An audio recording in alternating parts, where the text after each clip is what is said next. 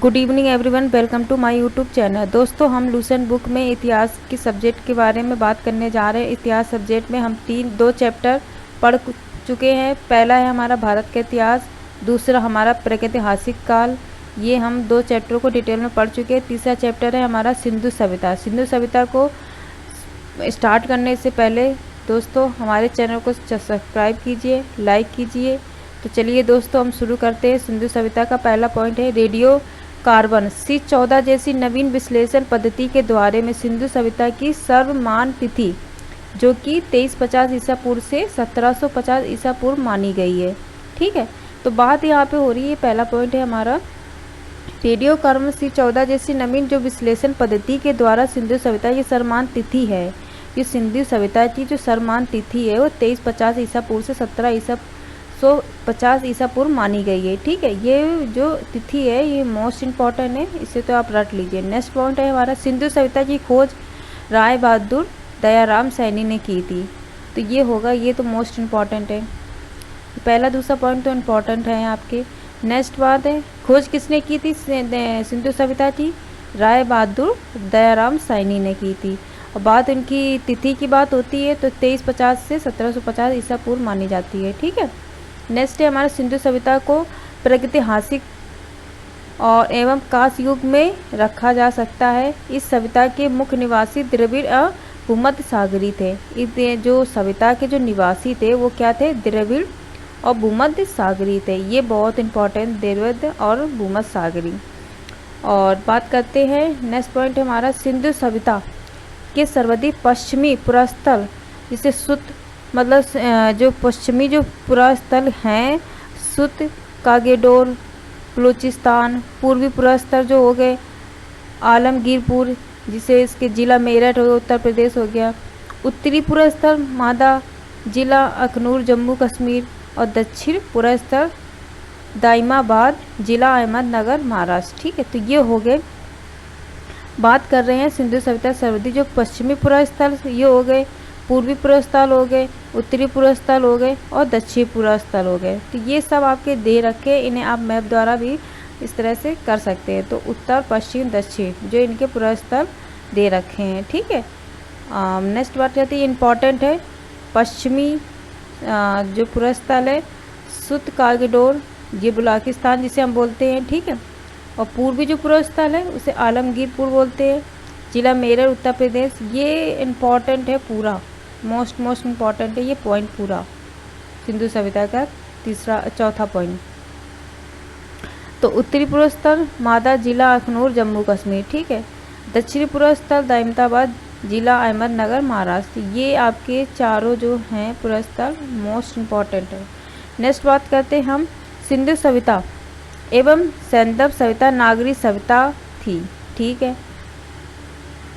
सैंधव सभ्यता से प्राप्त परिपक्व अवस्था वाले स्थलों में केवल 6 को ही बड़े नगर की संज्ञा दी गई थी। जो 6 नगर थे सैंधव सभ्यता जो परिपक्व थे उस अवस्था में 6 नगर को बड़ी संज्ञा में दिया गया है। वो कौन कौन से हैं? पहला तो मोहनजोदड़ो हो गया, हड़प्पा हो गया, गढ़वारीवाला हो गया, धोलावीरा हो गया, राखीगढ़ी हो गया, कालीबंगन हो गया। ये सब हो गए 6 बड़े संज्ञा जिनको बड़े नगर हैं जिनको संज्ञा दी गई है। ठीक है, परिपक्व के लिए।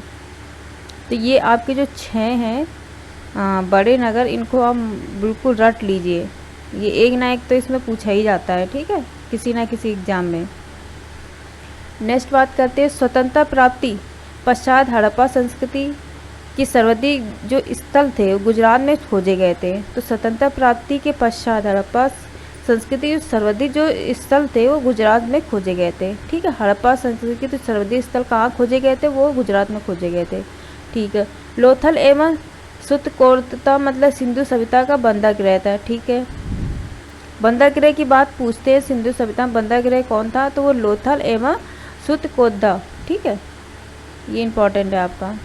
ये जूते हुए खेत एवं नक्शा सीवदार ईंटों का प्रयोग कर साक्ष्य कालीबंगन से प्राप्त होता है। तो ईंटों का कहाँ से हमें पता चलता है? कालीबंगन। कहने का मतलब है कि जो जैसे कि हमने बात करी जुते हुए खेत और ईंटों नक्शीदार मतलब जो खेत थे उन्हें ईंटों के जो उपयोग में साच कालीबंगा से प्राप्त हुए थे, मतलब जुते हुए खेत और ईंटें ये सब कहाँ से प्राप्त हुई थी, हमें कालीबंगन से प्राप्त हुई थी। ठीक है, जो साच थे।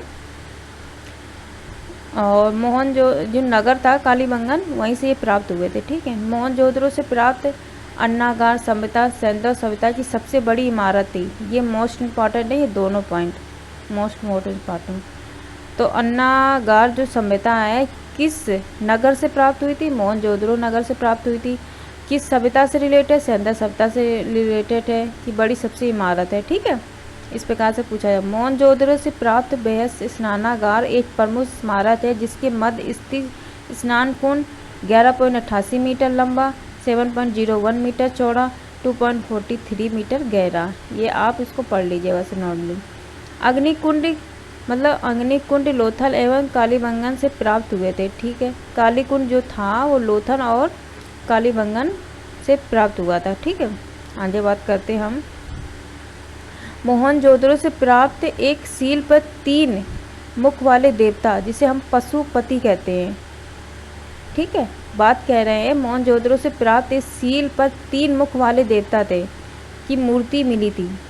उनके चारों ओर हाथी, गेंडा, चीता, भैंसा विराजमान थे। जो उनको एक मूर्ति प्राप्त हुई थी 3 मुख वाली, उसमें हाथी, गेंडा, चीता, भैंसा ये सारे विराजमान थे। ठीक है, और बात करते हैं हम मोहनजोदड़ो से नर्तकी की एक कांस्य मूर्ति मिली थी। ठीक है, नर्तकों का टीला, मृतकों का टीला, तो इस प्रकार से ये याद हो सकता है आपको। ठीक, जैसे मोहनजोदड़ो को जो मृतकों का टीला भी बोलते हैं। ठीक है, तो ये नर्तकों की एक कांस्य मूर्ति प्राप्त हुई थी। किससे कांस्य मूर्ति प्राप्त हुई थी नर्तकों की? मोहनजोदड़ो से। ठीक है, ये इम्पोर्टेंट है। हड़प्पा की मोहरी पर सबसे अधिक एक श्रृंगी पशु का आकन मिलता है। किस सभ्यता में एक संगी पशु का आकन मिलता है? हड़प्पा सभ्यता में एक संगी पशु का आकन मिलता है।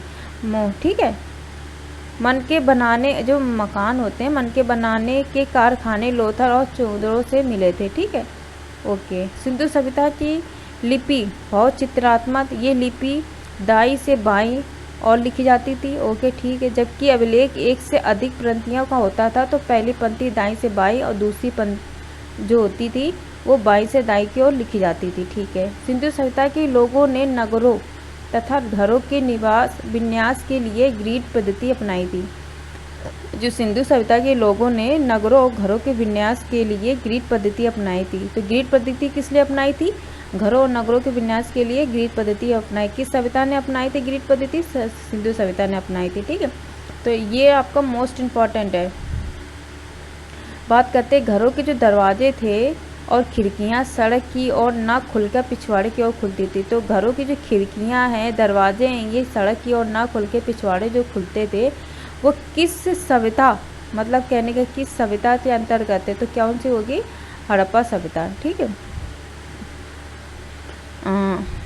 लोथल नगर के चारों ओर दरवाजे मुख्य सड़क की ओर खुलते थे। ठीक है, नेक्स्ट बात करते हम। तो किस नगर में हम घरों के जो दरवाजे मुख्य सड़क की ओर खुलते थे? लोथल नगर में जो इनके दरवाजे थे वो मुख्य सड़क की ओर खुलते थे। ठीक है, और जिनके बात करते हैं सिंधु सभ्यता में जो घरों के दरवाजे खिड़कियां मतलब उनके सड़क की ओर ना खुल के पिछवाड़े की ओर खुलती थी सिंधु सभ्यता में, हड़प्पा सभ्यता ने सिंधु सभ्यता में। ठीक है, और उनके जो दरवाजे नगर जो था उनके लोथल नगर था, उस नगर में जो दरवाजे खिड़की थी वो सड़क की ओर खुलती थी। ठीक है, उनके जो मुख होता था दरवाजे की ओर मुख होता था। सिंधु सभ्यता की मुख्य फसल कौन सी थी? गेहूँ और जौ थी। और सैंधव, ये आपका मोस्ट इम्पॉर्टेंट है। सिंधु सभ्यता की मुख्य फसल कौन सी थी? गेहूँ और जौ। ठीक है, आगे बात करते हम रंग नहीं, सैंधववासी मिठास के लिए शहद का प्रयोग करते थे। शहद का प्रयोग कौन करते थे? सैंधववासी मिठास के लिए जो शहद का प्रयोग करते थे वो कौन से थे? सैंधव सभ्यता। ठीक है, सिंधु सभ्यता बोल दी, सैंधव सभ्यता। किस सभ्यता में शहद का प्रयोग किया गया था मिठास के लिए? सिंधु सभ्यता में प्रयोग किया गया था। ठीक है, रंगपुर, ये मोस्ट इम्पॉर्टेंट है, शहद वाला आपका। नेक्स्ट बात करते हैं हम, रंगपुर एवं लोथल से चावल के दाने मिले थे जिनसे धान की खेती होने का प्रमाण मिलता है। चावल के प्रथम साक्ष्य लोथल से ही प्राप्त होते। किस नगर से हमें चावल के दाने मिले थे? तो रंगपुर हो गया। लोथल से चावल और के दाने मिले थे हमें, जिससे हमें धान की जो खेती होता है उसका परिणाम मिलता है कि यहाँ से धान की खेती हम ऐसे कर सकते हैं, ऐसे हुई थी, ठीक है, कि धान की खेती हुई थी। चावल के प्रथम जो साक्ष्य लोथल से प्राप्त हुए थे, ठीक है। नेक्स्ट बात, ये आपको मोस्ट इम्पॉर्टेंट है, 11 पॉइंट। नेक्स्ट बात करते हैं, सुरकोदता गालीबंगन, लोथन, सेंधोकालीन घोड़े के अस्थि पंजर मिले थे। ये ऐसे है। तौल की इकाई सभ्यता 16 के अनुपात में होती है। सेंधो सभ्यता के लोग यातायात के लिए 2 पहियों एवं 4 पहियों वाली बैलगाड़ियों की और भैंसा गाड़ी का उपयोग करने लगे थे। तो किस सभ्यता में 4 पहिया वाली बैलगाड़ी और भैंसा वाली गाड़ी और 2 पहियों वाली गाड़ी की सभ्यता में यातायात के लिए उपयोग में लाते थे? वो कौन सी सभ्यता थी? सेंधव सभ्यता थी, ठीक है। नेक्स्ट बात करते हैं, मेसोपोटामिया के अभिलेखों में वर्णित महलुआ शब्द का अभिप्राय सिंधु सभ्यता से ही है, ठीक है। सभ्यता हड़प्पा संस्कृति का शासन वर्णित वर्ग के हाथों में था, ठीक है। पिगट ने हड़प्पा एवं मोहनजोदड़ो को एक विस्तृत समाज में जुड़वा राजधानी का, मतलब जो पिगट थे उन्होंने हड़प्पा एवं मोहनजोदड़ो को एक विस्तृत समाज की जुड़वा राजधानी का। जुड़वा राजधानी किसने कहा है? पिगट ने कहा है। और किन किन को जोड़ के कहा है? मतलब हड़प्पा और मोहनजोदड़ो को एक विस्तृत समाज में जुड़वा राजधानी कहा है, ठीक है। सिंधु सभ्यता के लोग धरती की उर्वरता की देवी मानकर उसकी पूजा करते थे। किस सभ्यता के लोग उर्वरकता की देवी को मानकर पूजा करते थे? वो कौन सी सभ्यता थी? सिंधु सभ्यता, ठीक है। वृक्ष पूजा एवं शिव पूजा का प्रचलन के साथ सिंधु सभ्यता मिलते हैं। वृक्ष पूजा और शिव पूजा का जो प्रचलन के साथ है वो सिंधु किस सभ्यता मिलते हैं? सिंधु सभ्यता। सिंधु सभ्यता में वृक्ष पूजा शिव पूजा का जो प्रचलन के साथ है सिंधु सभ्यता मिलते हैं।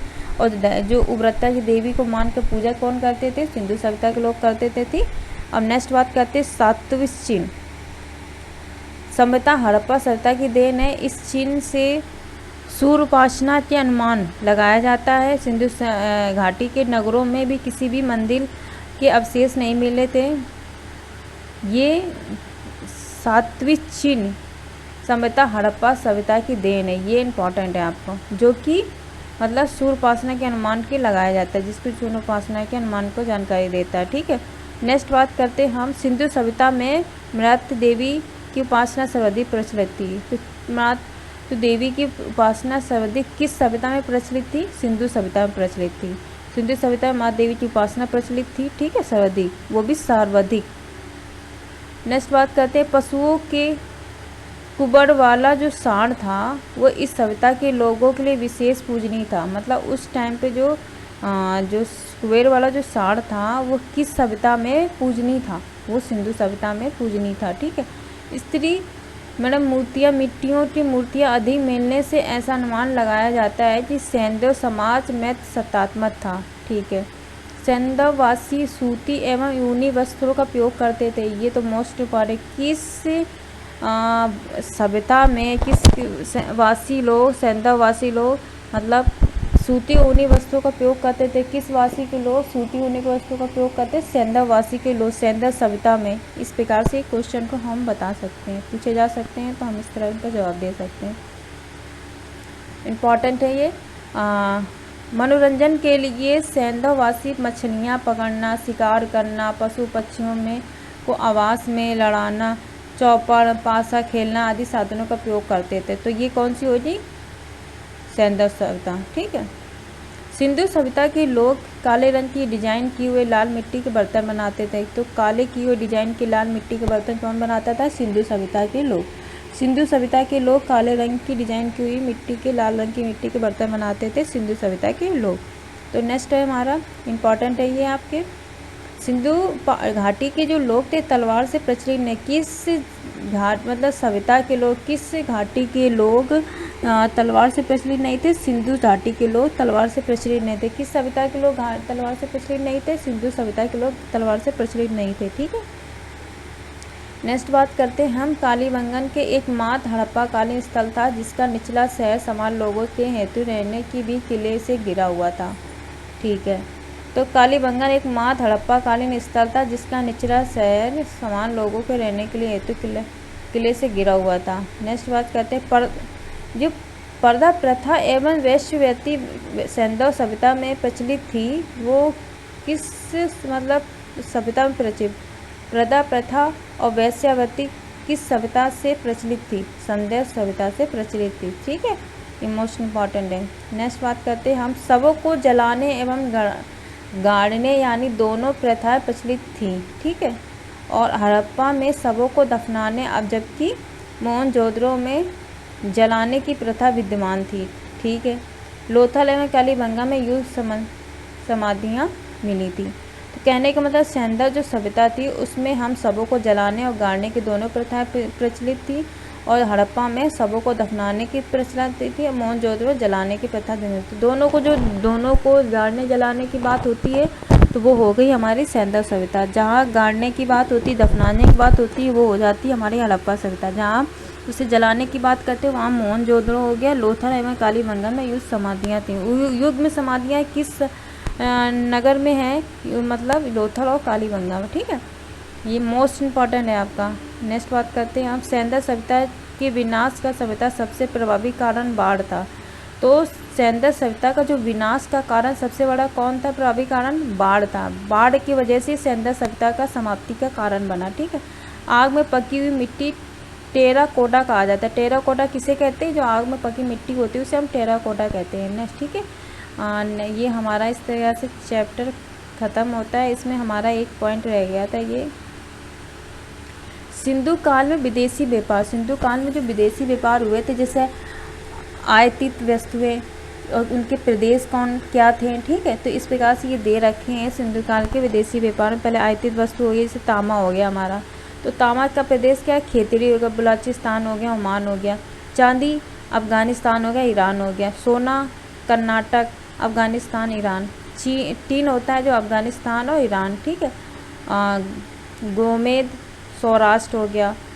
लाजवर्द मेसोपोटामिया हो गया। सीसा ईरान हो गया। इस प्रकार के ये हो गए सिंधु काल के विदेशी व्यापार के आयातित वस्तु उनके प्रदेश दे रखे हैं। ठीक है, नेक्स्ट बात करते हम। यहाँ तक हम पढ़ चुके थे, हमारा ये लास्ट है। जो सिंधु सभ्यता है, सैंधव सभ्यता की प्रमुख स्थल नदी उत्खनन एवं वर्तमान स्थिति। उनके हम स्थल देखेंगे, नदी देखेंगे, उत्खनन करता देखेंगे और वर्ष देखेंगे और स्थिति देखेंगे। ठीक है, तो ये हम बात करते हैं सभ्यता के और उनके नगर के, उनके स्थल, नदी मतलब उत्खनन करता और स्थिति वर्ष के बारे में जानकारी का। तो हड़प्पा की क्या हो रही? हड़प्पा की जो नदी थी वो रवि है। उत्खनन करता कौन थे? दयाराम सैनी एवं माधव सबरूत वक्त थे। उन्होंने किस वर्ष किया था? 1921 में किया था। और किस स्थिति? मतलब पाकिस्तान और मोंटगोमरी जिला था। पाकिस्तान का मोंटगोमरी जिला था। ठीक है, तो हमारा पहला ये हो जाता है। नेक्स्ट पॉइंट हम बात करते हैं मोहनजोदड़ो। मोहनजोदड़ो सिंधु मतलब इसके जो नदी थी वो सिंधु नदी थी। मोहनजोदड़ो की जो नदी थी क्या थी? सिंधु नदी। और बात उत्खनन करते हैं तो राखा लदास बनर्जी और इसके जो सन है 1922। और इनकी स्थिति क्या थी? पाकिस्तान के सिंध प्रांत का लड़काना जिला पाकिस्तान पर कौन हो गया? मोहनजोदड़ो। नेक्स्ट बात करते हैं चूंदड़ो मतलब सिंध जो नदी थी वो सिंधु थी। और गोपाल मजूमदार की कौन हो गया? उत्खनन करता होगा। 1931 में हो गया इनका वर्ष।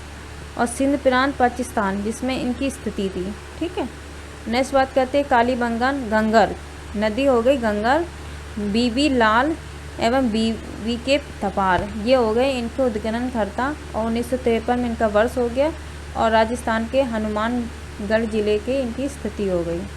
नेक्स्ट बात करते हम कोट दीदी जी मतलब सिंधु नदी होगी। फजल अहमद उनके उत्खनन करता हो गया। 1953 इनके वर्ष हो गया। सिंध प्रांत के खैरपुर स्थल इनके स्थिति हो गई। नेक्स्ट बात करते हैं हम रंगपुर में हम इनकी जो नदी की बात करते हैं मादर हो गई और उत्खनन करता हो गया रंगनाथ राव हो गए और इनकी जो वर्ष है 1953 से 54 हो गए। गुजरात का गाठियाबाद जिला हो गया।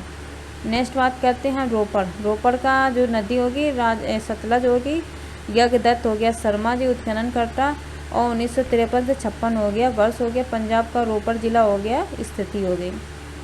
लोथर जो हो गया लोथर की जो नदी है भोगवा नदी हो गई। रंगनाथ राव हो गया उत्खनन करता 1955 इनसे 62 हो गया। हाँ इनके वर्ष हो गया। और गुजरात का अहमद जिला हो गया इनका लोथल का, ठीक है, स्थिति हो गई। आलमगीरपुर हिंडन यज्ञदत्त शर्मा हो गए इनके उत्खनन करता। हिंडन होगी इनकी नदी हो गई। 1958 हो गया इनका वर्ष हो गया और स्थिति होगी उत्तर प्रदेश का मेरठ जिला। नेक्स्ट बात करते हैं सुत कागेडोर मतलब ये इनकी जो नदी हो गई दशक हो गई। ऑरेंज हो गया स्टाइल जॉर्ज टेल्स हो गया इनके उत्खनन करता 1927 से 1962 जो स्थिति जो होगी पाकिस्तान के मरकान में समुद्र के तट के किनारे हो गया, ठीक है, मरकान में समुद्र तट के किनारे स्थिति होगी। बनमाली का जो नदी होगी रंगोई होगी। रविंद्र सिंह बिष्ट हो गए इनके उत्खनन करता 1974 हो गया इनका वर्ष हो गया। स्थिति हरियाणा का इंसार जिला। धोलावीरा की हम बात करते हैं तो इनकी जो उत्खनन करता हो गया रविंद्र सिंह बिष्ट हो गए 1990 से 91 इनका वर्ष हो गया। और गुजरात का कच्छ जिला हो गया इनकी स्थिति।